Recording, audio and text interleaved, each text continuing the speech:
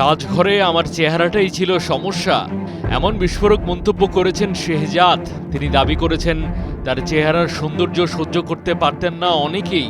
শেহজাদের ভাষায়, যদি আপনি দেখতে সুন্দর হন, ভালো পোশাক পরেন, ভালো কথা বলেন, তবে লোকে হিংসা করবে। আমাকেও সেই হিংসার শিকার হতে হয়েছে। ড্রেসিং রুমে অনেকেই আমাকে সহ্য করতে পারত না। এখানেই শেষ নয়, শেহজাদ আরও বলেছেন দলের ভেতরে তার মহিলা অনুরাগীদের সংখ্যা নিয়েও সমস্যা তৈরি হয়েছিল। আমার ফিমেল ফ্যানের সংখ্যা অনেক বেশি ছিল, আর সেটাই অনেক সিনিয়র ক্রিকেটারের গাত্রদাহের কারণ হয়ে দাঁড়ায়। দলের ভেতরে আমাকে টার্গেট করা হতো।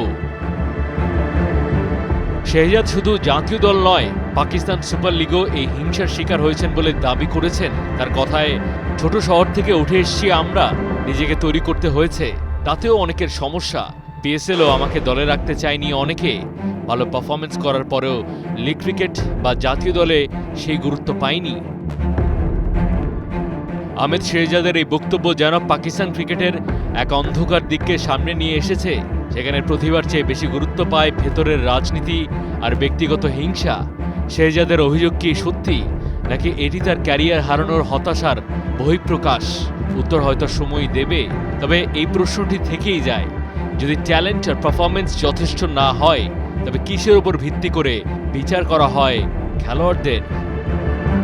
মাহদি হাসান, ৭১।